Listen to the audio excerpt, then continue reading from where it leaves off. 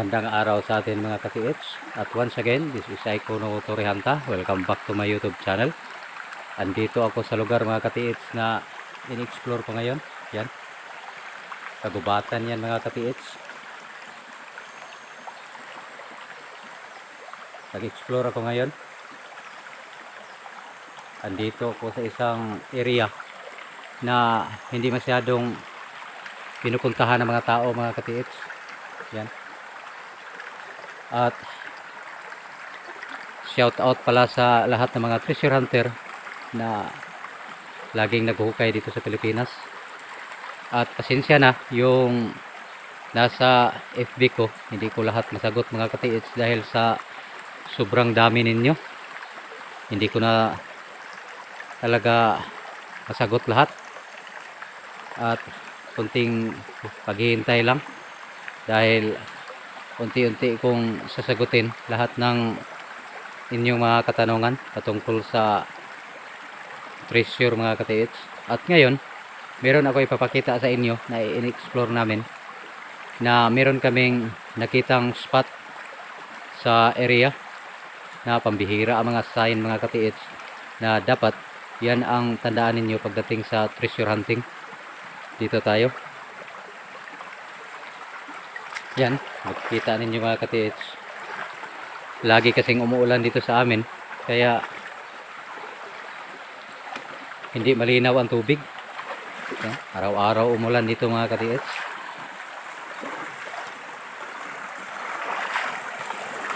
At dito, yan ang bantayan ninyo mga ka-TH sa paghahanap ninyo ng mga tamang spot, lalo na sa mga kagubatan na area. Yan, para hindi ninyo makonsider na ang area na hinahanapan ninyo ng mga sign ay hindi nature mga ka-TH, kung hindi ito ay gawa ng mga Japanese Imperial Army. Yan, kung makikita natin sa bato, heart yan mga ka-TH. Yan, i-connect ninyo lahat ng mga sign para makita natin ang mga counter sign sa iba pang mga lugar dito mga ka-TH sa area na ito. Yan, heart marker, meaning ang area na ito merong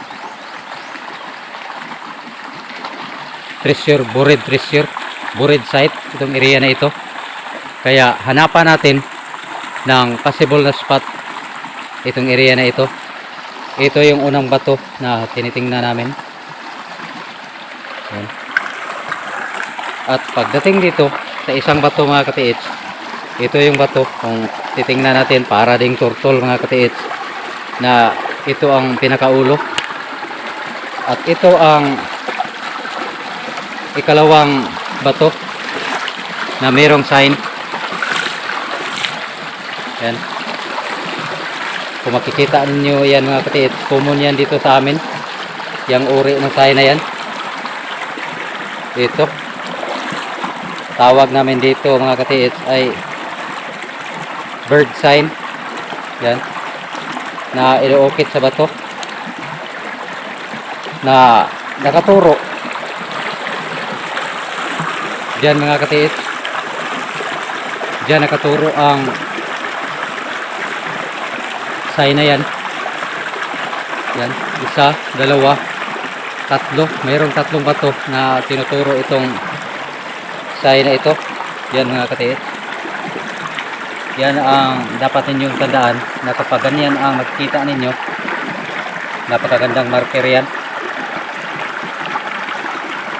Yan.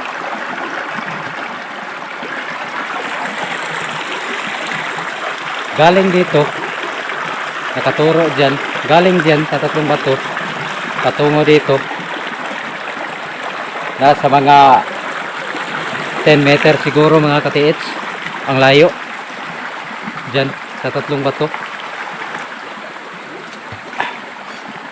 Ito yung tatlong bato mga ka-TH na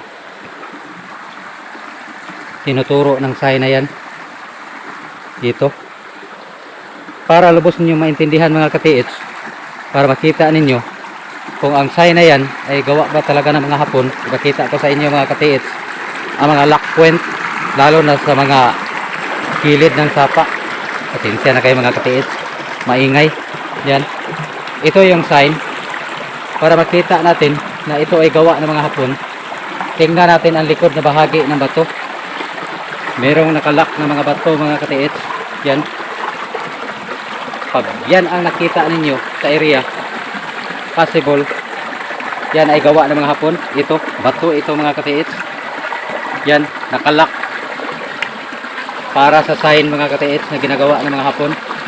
At dito din ang pinakalak sa sign para kung merong napakalakas na baha, hindi ito maanod mga katiits. Yan ang engineering plan ng mga Hapon.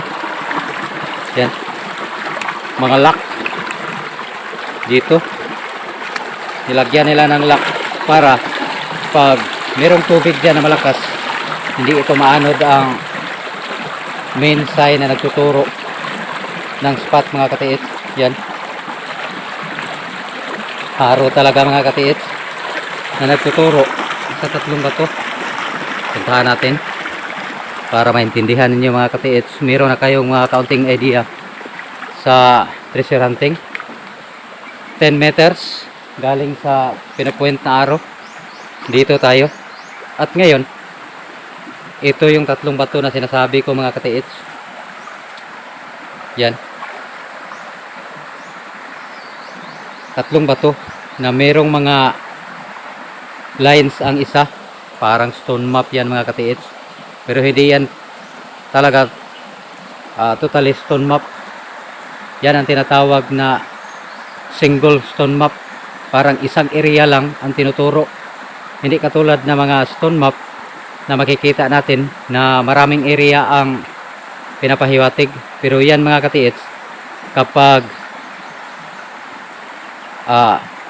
nakita ninyo ang ganyan mga klase na sign, yan isang area ang tinuturo. At ito mga katiits, kung titingnan natin, luhiko kasi ang mga Hapon, ito ang nakaukit sa bato mga katiits. Linawan ninyo ang inyong mga mata. Yan, binabasa ko ng tubig mga katiits para maklaro ninyo.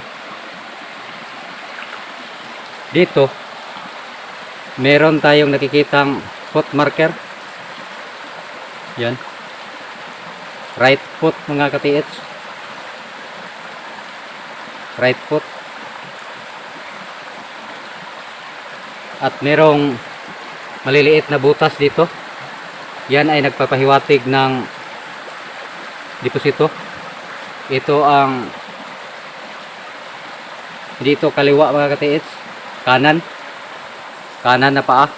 Yan, kakaiba ang pagka guhit mga katiits, parang hindi hinalata. Yan, at dito sa ibaba, kakaibang uri ng sign, parang ito ay nagsignify ng bato. Yan, covered with rocks ang meaning niyan mga katiits. At ito yung pinakapambihirang sign mga katiits na kakaiba. Ito ay mata, eye sign, kaya naka-triangle kung tingnan natin. Yan, wala dito ang sinasabing buried treasure mga katiits. Yan, wala dito. Ito ay nagsilbing markers lang sa lugar, kaya travel tayo. Yan ang pinapahiwatig ng right foot. Yan, travel.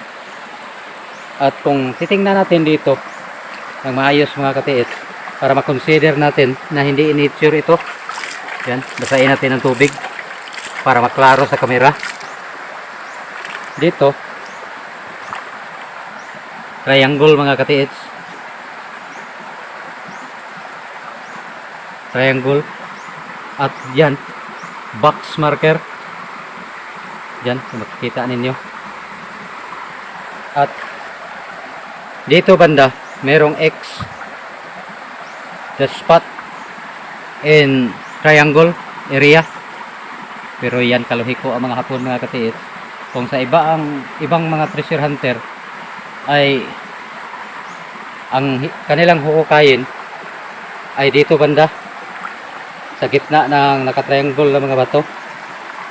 Pero yan ang sinasabi ko, na ang mga Hapon mga katiits ay sadyang napaka-logical or lohiko. Kaya mag-ingat tayo sa pagdikod ng mga sign. Hanapan natin ang iba pang mga sign sa palibot. Kaya yan, nakikita na natin ang deposit marker na nagpapahiwatig ng triangle. Nasa triangle na area ang spot. Yan. Kung makikita natin din dito mga katiits, letter D, entrance, ang triangle na sign. Kaya pwede rin na unang opsyon na gagawin ng mga treasure hunter dito, unang opsyon mga katiits, kailangan meron tayong opsyon, dahil kung wala tayong makikita, gumawa tayo ng mga opsyon sa area na ito.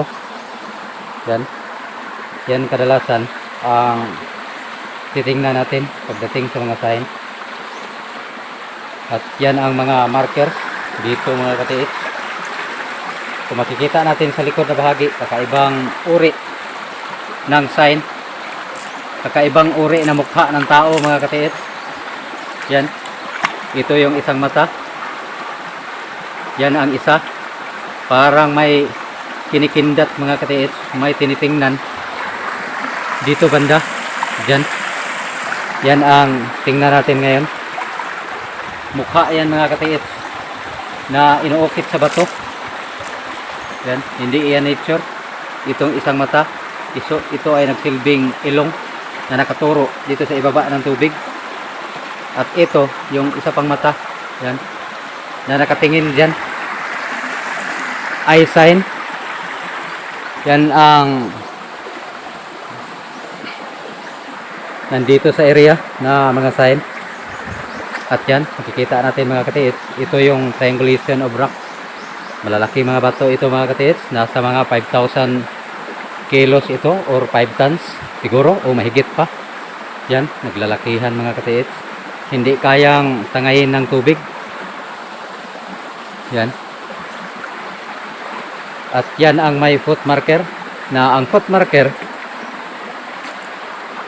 dito mga katiits nakatagilid, parang merong tinuturo na area.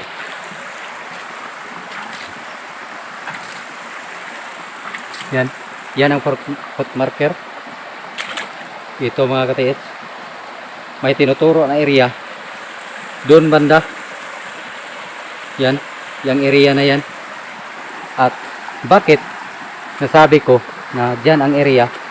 Dahil dito mga katiits, sa eye sign, mata, kailangan travel tayo kung ano ang tinitingnan ng mata. Ito ang tinitingnan ng mata, dyan banda. Merong centennial tree mga katiits. Kung makikita natin, napakalaking kahoy mga katiits. Centennial tree yan. Pero ito ang tingnan natin, ito ang pinakasekretong marker na nilagay ang mga Hapon para magtutukoy ng spot. Yan ang ikalawang mata mga katiits.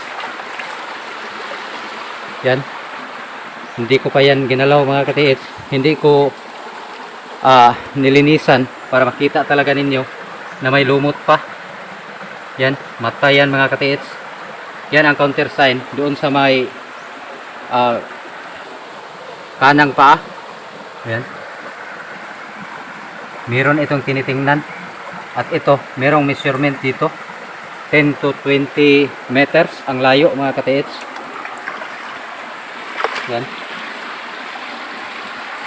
dito ang mata mga katiits, doon. Kaya yan ang spot na pupuntahan natin, kung anong kakaiba sa area na yan. Kayo na ang magsasabi mga katiits na tama ba ako or mali. Basta base sa aking decoding, ay yan ang area na dapat puntahan. Yan, meron pa mga harang dito mga katiits na naglalakihan ng mga bato. Yan, papunta tayo dyan. Galing doon. Nasa mga 10 to 20 meters ang area. Dito tayo mga katiits. Ito ang pinagtaka namin. Ito ang pinupoint ng mata. Yung bato na yun mga katiits. Patungo dito. Yan ang pinagtaka namin. Dahil yan ang pinupoint ng mata mga katiits. Yan. Meron akong kompas pero hindi ko ginagamitan mga katiits. Dahil nakita ko ang tamang area talaga. Ito. Galing doon. Nakakurba ang sapa mga katiits. At dito. Yan. Makikita natin. Yan ang mga bato nga na nakapile mga katiits. Yan. Kailangan mapagmatsyag tayo sa area na ganito. Yan. Nakapile ang mga bato dyan. Sadyang ginawa ng tao mga katiits. Dyan lang banda ang mga bato. Patungo dito. Dyan sa merong tubig na umaagos mga katiits. Yan. Nakikita ninyo. Yan ang tubig.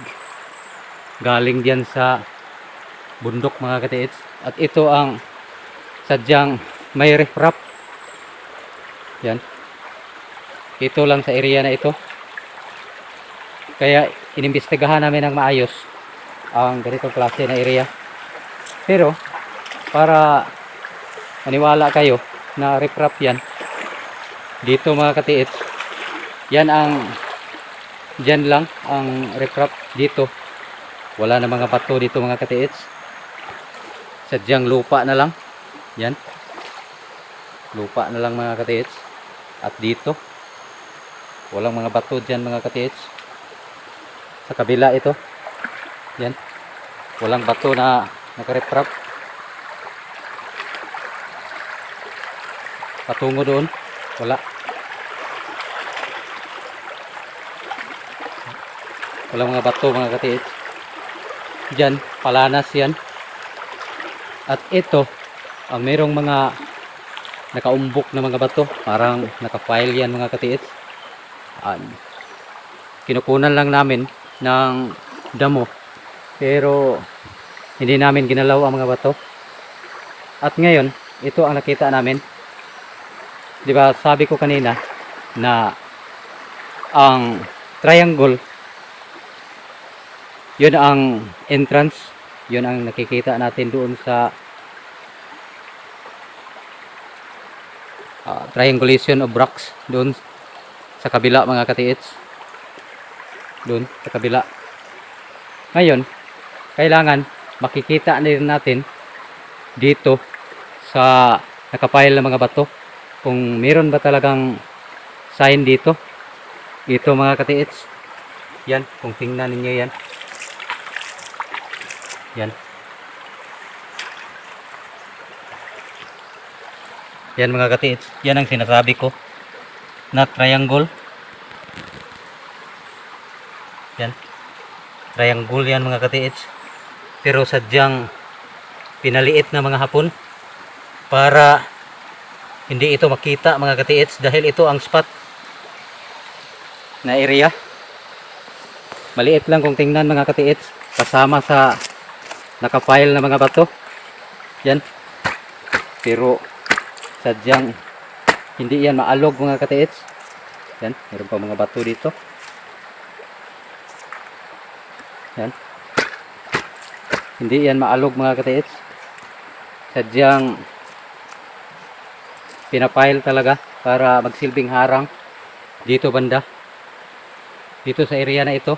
Kahit wala tayo mga detektor mga katiits. Basta mapagmatsyag ang ating mga mata, mahahanap natin ang tamang spot. Yan. Maiitim na dito mga katiits. Bato yan. Ito. Yan, bato yan. Ang sabi ng kasama ko, ito ay harang. Baka merong tunnel dyan sa bundok mga katiits. Bundok na yan patungo doon sa ibabaw. Yan ang pamamaraan ng ginawa ng mga Hapon, mga katiits. At dito, meron kaming nakita. Yan, hindi kami ang nag-ukit nito, mga katiits. Ito, maliit na X, mga katiits. Yan, maliit na X. Sana makita ninyo.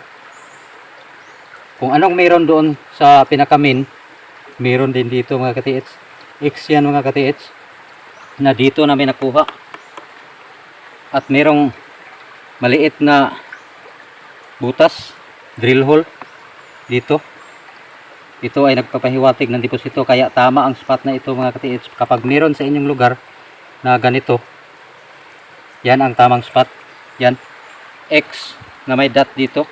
X yan, mga katiits. Klaro dito sa kinatatayuan ko. Pero iwan ko lang sa camera. Yan, X. Maliit na X. At mayroon pang biak dito, mga katiits. Yan.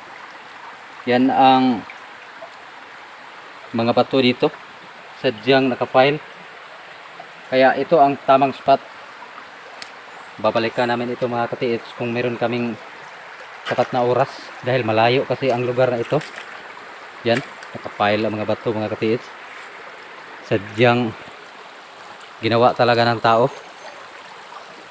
At meron pang mga sign. Siguro natabunan ito ng lupa diyan noon. Pero sa araw-araw na laging bumabaha, mga katiits, nawala na ang lupa na nakatabon dito banda. Kaya yung ibang mga treasure hunter na walang alam sa remapping at decoding ay mahihirapan talaga kung tukuyin kung saan talaga ang tamang spot. Pero kapag bihasa ka na sa pagtingin sa mga sign, mga katiits, makikita mo talaga ang tamang digging spot na area. Dahil mapanglinlang kasi ang mga Japanese, mga katiits. Yan ang dapat ating tandaan sa treasure hunting, na napakahirap hanapin ang tamang digging spot.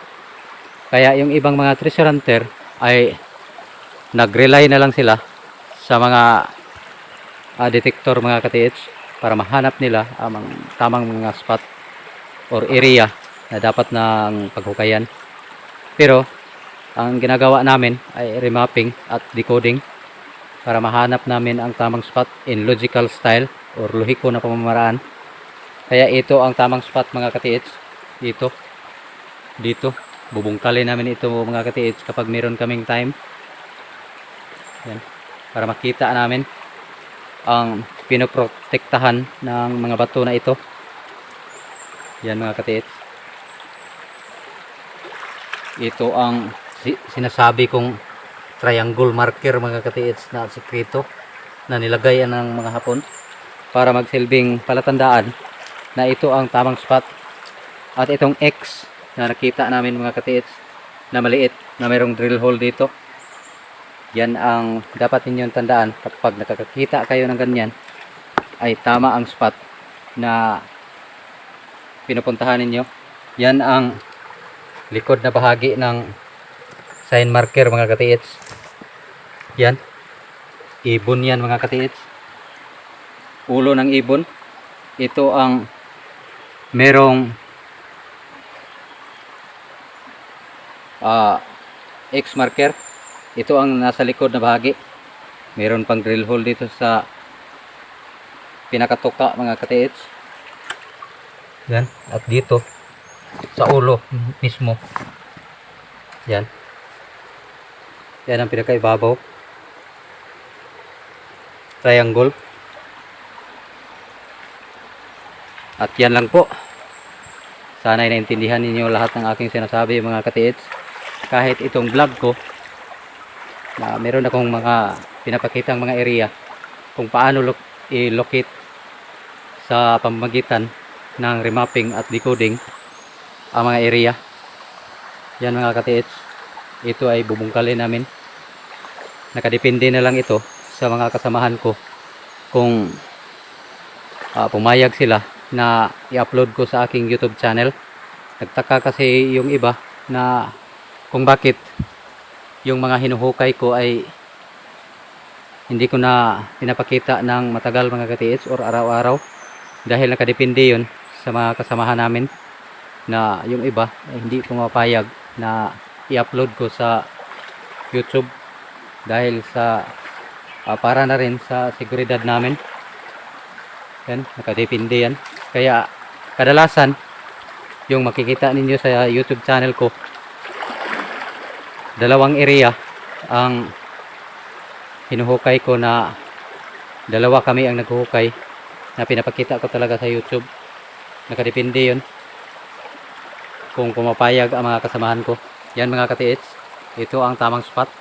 Sana ay makakakuha kayo ng kaunting kaalaman patungkol sa mga mata na sign. Hindi lahat ng pinupoint ng eye sign ay yun ang spot. Merong mga area na parang tinitingnan pero katulad nito parang tinatago dito mga katiits banda, pero ito ang tamang spot kahit gamitan pa ito ng kumpas. Yan mga katiits, maraming salamat po sa panonood at pagtitiwala ninyo dito sa channel ko, Golden Philippines Treasure and Code. God bless always sa atin mga katiits at ingat lagi sa mga exploration. Salamat po.